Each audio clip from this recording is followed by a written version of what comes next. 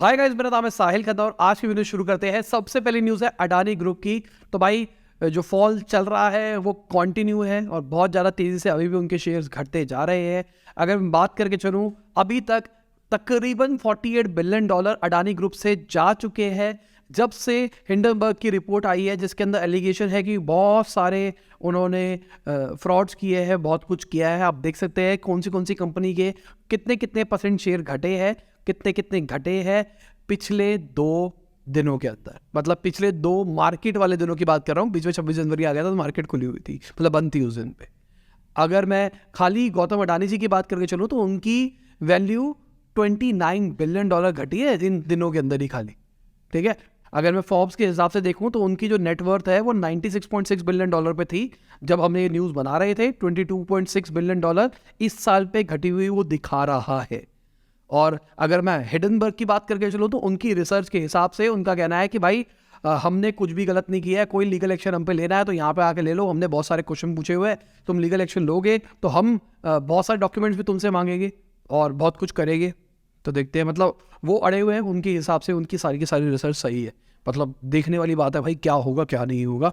क्योंकि हम पहले बोलते थे कि अगर अडानी ग्रुप गया ना तो देश की इकोनॉमी चली जाएगी। पर अगर मैं जेफरीज ब्रोकरेज फर्म की बात मान के चलो तो उनका कहना है कि इंडियन जो बैंक्स है वो बहुत कम रिस्क पे है अडानी ग्रुप से। अगर देखा जाए, यहाँ पे गवर्नमेंट बैंक्स की बात करी जा रही है। कहा जा रहा है कि 0.5% ही total loan Indian bank sector ने दिया है इनको। इसका मतलब जो पैसा आया है वो बाहर से आया है, कहाँ से आया है। अगली खबर गूगल की है। तो अभी रिसेंटली गूगल ने 12,000 एम्प्लॉयज़ को निकाला, तो उन्होंने अपना नाम रख दिया है 12K, गोल्डन 12K। तो उन्होंने अपना नाम रख दिया है गोल्डन 12K। तो बेसिकली उन्होंने कहा कि हमने बहुत कुछ सीखा कंपनी के अंदर, मैक्रो इकोनॉमिक्स की वजह से या फिर रिस्ट्रक्चरिंग की वजह से हमको निकाल दिया गया है, पर हमने कंपनी में बहुत कुछ सीखा है। अगली खबर इंटेल की है। तो इंटेल के शेयर प्राइसेस 10% घटे हैं Q2 के रेवेन्यू की जैसी अनाउंसमेंट हुई है। 32% नेट लॉस हुआ है उनको $664 मिलियन का। ये देखो, अगर आप ओवरऑल चार्ट देखो तो आपको पॉजिटिव में दिखाई दे रहा है, पर नीचे पढ़ो प्री मार्केट, तो प्री मार्केट उनका 10% नीचे है। तो कंपनी के रिजल्ट्स अच्छे नहीं आए हैं, इस चक्कर में ऐसा हमको देखने को मिल रहा है। अगर मैं LG डिस्प्लेस की बात करके चलूँ तो उन्होंने भी अपना क्वार्टरली लॉस रिपोर्ट किया है, क्योंकि $711 मिलियन का। और रीज़न इसका ये कह रहे हैं कि भाई डिमांड कम है मार्केट के अंदर, इसलिए ऐसा हुआ है। अगर मैं ग्लोबल स्मार्टफोन शिपमेंट की बात करके चलूँ तो उसको भी Q4 के अंदर बहुत ज़्यादा नुकसान हुआ है। आप ये चार्ट देख सकते हैं कि किस तरीके से सब कुछ चल रहा है। हम कह तो रहे हैं कि हम आईफोन रिकॉर्ड तोड़ एक्सपोर्ट कर रहे हैं, पर बाकी फोन्स का क्या। अगली खबर रिपोर्ट्स के हिसाब से इंडिया सनफ्लावर ऑयल इंपोर्ट करेगा रिकॉर्ड तोड़ जनवरी के महीने के अंदर। रशिया और यूक्रेन अपने स्टॉक पाइल्स उनके पास इकट्ठा पड़ा हुआ है, उसको बेचने की कोशिश करेंगे तो इंडिया वाले सस्ते में ले लेंगे। अगर मैं रिपोर्ट्स की मान के चलूँ तो रशिया का जो ऑयल है वो इंडियन रिफाइनर्स बहुत ज़्यादा तेज़ी से खरीद सकते हैं अगर राइट प्राइस उनको मिलता है। तो उन्होंने कहा अगर राइट प्राइस मिलेगा तो हम और रिकॉर्ड तोड़ और लेंगे। तो भाई सस्ते में मिल रहा है, लिए जाओ। अगली खबर, जो यूके के फॉरेन सेक्रेटरी है उन्होंने बोला है यूके और इंडिया का जो फ्री ट्रेड एग्रीमेंट डील होने वाली है वो ग्लोबल स्टैंडर्ड हॉलमार्क्स के ऊपर काम करेगी। अगली खबर, जो यूनियन बजट है और ये फाइनेंस मिनिस्ट्री की तरफ से निकल के आया है, आपको मोबाइल ऐप के ऊपर पूरा यूनियन बजट दिखाई देगा। 1 फरवरी को आने वाला है, मतलब जल्दी आने वाला है। तो बहुत अच्छी चीज़ है, देखते हैं क्या होता है क्या नहीं होता। सबके सब लोग एक्साइटेड तो है बजट को लेके। अगली खबर एयरबस की है। तो एयरबस 13,000 लोगों को हायर करने का प्लान कर रहा है 2023 के अंदर। जहां बहुत सारी कंपनियां निकाल रही है वहां एयरबस हायरिंग कर रहा है। अगली खबर, ओपन एआई के जो CEO है उन्होंने कहा कि हम चैट जीपीटी से पूछेंगे किस तरीके से हम रिटर्न जनरेट कर सकते हैं। उन्होंने बोला कि हम पैसे जनरेट नहीं कर रहे हैं, हमारे पास कोई आइडिया नहीं है, चैट जीपीटी हमको बता पाएगा कैसे हम जनरेट कर सकते हैं। पर मैं बता देता हूँ, पैसे कमा रहे हैं, सीधी सी लॉजिक ये है।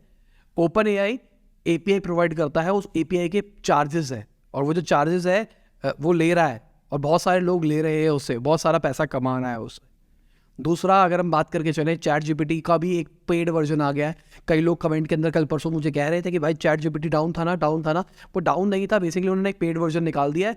अगर रिसोर्सेज फ्री हो गए तो आप यूज़ करो, पर रिसोर्सेज फ्री नहीं है तो अगर आप पेड वर्जन लोगे तो आपको फुल रिसोर्स की पावर मिलेगी। अगली खबर अश्विनी ग्रोवर की है, तो उन्होंने बोला जो स्मार्ट फाउंडर्स होते हैं वो कॉम्पिटेंस के ऊपर हायर करते हैं, कहाँ से बिलोंग करता है बंदा, कहाँ से पढ़ाई करी है उसके ऊपर नहीं करता है, कौन सी डिग्री है वो मैटर नहीं करती है। मेरा भी ये मानना है, हम भी अपनी कंपनी के अंदर डिग्री बेसिस पे हायर नहीं करते।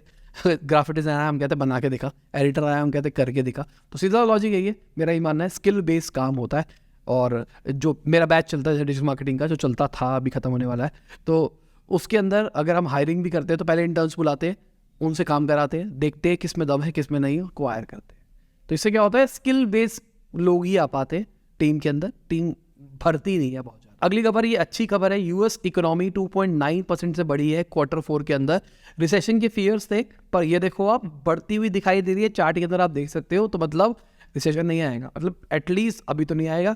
2 क्वार्टर लगातार अगर नेगेटिव रहता है तब रिसेशन आता है ना। तो अगर ये वाला क्वार्टर नेगेटिव रहेगा, फिर अगला क्वार्टर नेगेटिव रहेगा, फिर हम कहेंगे कि रिसेशन यूएस में आया है। अगली खबर, ये जो डेटा निकल के आया उसके बाद में डॉलर भाई स्ट्रांग होता हुआ दिखाई दिया है, और ये अच्छी चीज़ है डॉलर के लिए। अगर हम यूएन की बात करके चले तो वो भी इकोनॉमिक ग्रोथ थोड़ी सी घटती हुई मान के चल रहा है कि 2023 के अंदर 1.9% की ग्रोथ रह सकती है। पहले उन्होंने 3% की प्रेडिक्ट करी। अगली खबर डाउ की है, तो यूएस बेस्ड जो डाउ है वो भी 2000 एम्प्लॉयज को निकाल रहा है, आया मौसम फायरिंग का। अगली खबर अनुपम जी की है, उन्होंने बोला जो 90% स्टार्टअप्स है जिसके अंदर इन्वेस्टर्स ने मतलब शार्क्स ने इन्वेस्ट किया है शार्क टैंक के अंदर, वो लॉस मेकिंग है। बेसिकली अभी गोइंका जी ने उनसे मजे लिए थे कि आप भी लॉस मेकिंग हो, सबके सब लॉस मेकिंग है, पर आपको पॉजिटिव वाले बंदे चाहिए जो कि प्रॉफिटेबल हो। ये सही चीज़ नहीं है। उन्होंने कहा ऐसा नहीं है, हमने लॉस मेकिंग में भी इन्वेस्ट किया है। पर मुझे लगता है कि गोइंका जी से इन लोगों को लड़ना नहीं चाहिए, वो लोग बहुत बड़े लोग हैं। मतलब ये जो लोग हैं ना वो बिजनेस टाइकून्स की कैटेगरी में डालता हूँ। ये स्टार्टअप फाउंडर्स, मतलब मेरा मानना है एक कैटेगरी ऑफ वो लोग हैं जो कि सब सोच रहे हैं कुछ करेंगे, एक कैटेगरी ऑफ लोग वो है जो मेरे जैसे हैं जो कर रहे हैं और कुछ टाइम हो चुका है, एक लेवल पे स्टेगनेंट हो चुके हैं, मतलब एक लेवल पे अच्छे ग्रो कर रहे हैं धीरे धीरे करके। एक वो लोग हैं जो बहुत अच्छे लेवल पे पहुंच चुके हैं, मतलब जो 100 करोड़ रुपए महीना टाइप्स कमा रहे हैं, जो कि कंपनी कमा रही है, जो इस लेवल पे पहुंच गए। फिर एक लोग हैं जो ये गोइंका जी टाइप के हैं जो कि मतलब अंत जिंदगी जी रहे हैं, मुकेश अंबानी लीग, महिंद्रा जी लीग, तो वो वाली लीग अलग ही है। अगली खबर ओला से है, तो बेंगलुरु के एक जो कंज्यूमर कोर्ट है उन्होंने भावेश जी को बोला है कि आप 15,000 रुपये दो। एक बेसिकली एक यूज़र थे, वो कैब में जा रहे थे, उन्होंने यूज़ किया, एसी नहीं चल रहा था, तो उन्होंने कंप्लेन डाली कंज्यूमर फोरम पे। अब 15,000 रुपये प्लस जो भाड़ा था प्लस उसके ऊपर इंटरेस्ट कंपाउंडर एनुअली देना पड़ेगा इनको। सही है, वैसे कंज्यूमर फोरम भी अच्छे अच्छे एक्शंस ले रहा है। अगली खबर स्पेस एक्स की है, तो 56 सैटेलाइट्स उन्होंने लॉन्च करी है अपने 2023 के सेकेंड मिशन के अंदर। अगर आप मेरी न्यूज़ को फॉलो करते हो तो भाई स्टारलिंक जिस तेजी से ग्रो कर रहा है ना, मतलब मैं टेस्ला हमेशा से क्रिटिसाइज़ करता था, मैं हमेशा से कहता था टेस्ला खराब है, टेस्ला के शेयर्स घटे, मैं हमेशा था डायरेक्ट ग्रुप कहता था, उस टाइम पे जब बढ़ते थे सब मुझे गालियाँ देते थे, पर एट लास्ट यही हो रहा है। पर मैं अब स्टारलिंक उतना अच्छा नहीं है, ठीक है, पर मैं स्टारलिंक की हमेशा तारीफ कर रहा हूँ, तुम देखना स्टारलिंक बहुत बड़ा निकलेगा। क्योंकि देखो ना अभी यूक्रेन में वॉर चल रही है, तो जर्मनी टर्मिनल्स प्रोवाइड कर रहा है 10,000 स्टारलिंक के उनको यूक्रेन की वॉर के लिए। इससे पहले पोलैंड ने भी 8,000 स्टारलिंक टर्मिनल्स दिए थे इनको। तो ये पॉसिबिलिटी है ना, सैटेलाइट से इंटरनेट कनेक्शन आएगा और कोई टेंशन नहीं, वायर वायरों की कोई टेंशन नहीं, कुछ लगाने की जरूरत नहीं, समुद्र के अंदर से तारे नहीं बहेगी। अगली खबर एलजी की है, तो वो टेस्ला के साथ बातचीत कर रहा है ईवी स्टार्टअप्स को बैटरी सप्लाई करने के लिए। तो देखते हैं क्या कर पाता है, क्योंकि एलजी भी अच्छा काम कर रहा है अपनी डोमेन के अंदर। अगली खबर, ये जो मार्केट है, मार्केट का हमने एक नया सीन बनाया है जहाँ पे हम आपको पूरा मार्केट ओवरव्यू सिर्फ एक ही स्क्रीन में दे देंगे। तो अगर आप निफ्टी देखो तो निफ्टी हमको घटता हुआ दिखाई दिया है।